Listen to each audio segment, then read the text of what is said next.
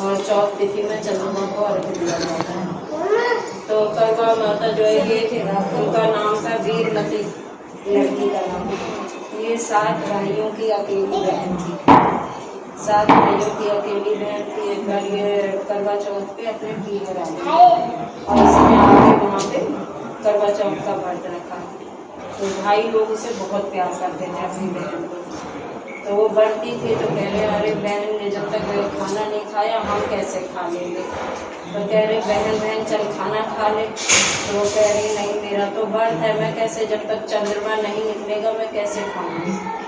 उन्होंने क्या करा भाइयों ने कि एक पेड़ के पीछे जाके और थोड़ा सा आग सुलगा के चन्नी से ढक दिया और कह दिया बहन देख तेरा चंद्रमा निकल गया।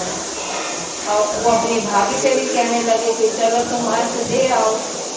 तो वो कहते नहीं अभी तुम्हारा चंद्रमा निकला, अभी हमारा चंद्रमा नहीं निकला, तो तुम जाके चंद्रमा को अर्घ दिया। बेचारी वो बहुत बिजी थी और वो जाके दूसरे चंद्रमा समझ के अर्घ दिया। फिर अपने भाइयों के साथ बैठ गई खाना। तो पहला कौर उसने खाया तो उसमें जो है क्या नाम छींक आ गई उसे।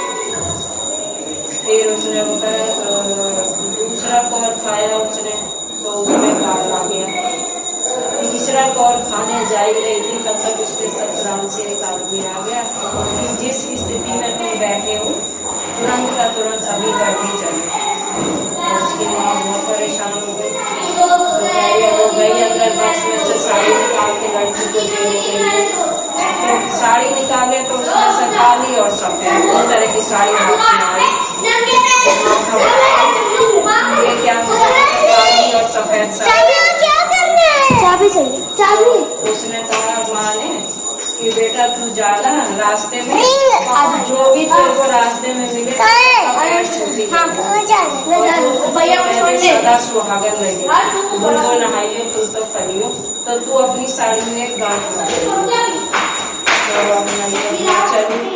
अब सारी औरतों के पैर छू जो रास्ते में मिल रही है उनके पैर छू रही है। तो खुश रहो। कोई किसी ने इसको ये नहीं कहा कि सदा सुहागन रहो, दूल्हो ना हो, तो करो बस खुश रहो का आशीर्वाद। ये अपना चलती गई। जब ये अपने घर गई तो इसकी नंद वो खेल रही थी। खेलते हुए वो कहने लगी, इसने जाके नंद का भी पैर छुआ। तो कह रही दूल्हो नहाओ दूल्हो करो सदा सुहागन रहो। तो इसने तुरंत अपनी साड़ी में गांठ लगाई। जब गांठ लगा दी जैसे ही कमरे में प्रवेश करे आंगन में देखा तो इसके हाथ में की लड़की बांध के लेटा रखे, मतलब ले जाने की तैयारी कर रहे थे। तो ये देख के रोने लगी और कहने लगी कि मैं तो इसको ले जाने नहीं दूंगी। सारे कह रहे अरे ये पागल हो गई है बताओ, और अपने आदमी को खा गई है, उल्टा सीधा बोल रहे हैं बताओ अपने आदमी को खा रही है। अब इसकी मिट्टी भी सुधरने नहीं दे रही, कम से कम मिट्टी को ले जाने दो कि उसकी आत्मा की तृप्ति हो जाए। वो कह रही कि नहीं मैं नहीं ले जाने दूंगी, बहुत जिद करे। तो उन्होंने कहा ठीक है तो हमारे साथ गए शमशान तक, मेरे को अपने साथ ले चलो। तो वो ले गए अपने साथ। अब जब शमशान में सारा काम मतलब हो गया काम करे उस पर आग लगाने लगे। ये लेटने कह रही या तो मेरे को भी साथ जलाओ नहीं तो मैं जलाने नहीं दूंगी। चिल्लाने लगी, पकड़ लिया नहीं, सब गुस्से में छोड़ छाड़ के आ गए। तब इसने क्या करे कि अपने आदमी के पास ही बैठी रही। हर चौथ हर महीने की जो चौथ पड़ती थी उसका व्रत रखती थी। तो हर महीने की चौथ पे व्रत रखे तो वो कहे 7 भाइयों की बहनों करवा ले लो, चाहे 7 भाइयों की बहनों करवा ले लो। मतलब वो गणेश चतुर्थी में जो कहती है मैं वो कहती हूँ। तो कह रही नहीं मुझे तो सुहाग दो। तो एक ने बताया तो तुम्हें सुहाग तो बड़ी करवा मैया ही देगी और तुमने उनकी पूजा में कमी करी है जिसकी वजह से ये हुआ है, और वो तो कार्तिक मास में ही पड़ेगा तभी तुम अपना वो। तो उन्होंने कहा कि ठीक है मैं तब तक इंतजार करूँगी। फिर उन्होंने आशीर्वाद वगैरह दे दिया। चलते चलते वो चौथ माता ने ये जब संकटा चौथ का ये सारी चौथ रखने लगी तो एक ने पैर ऐसे मारा तो एक लकड़ी की झोपड़ी सी बन गई इसके लिए।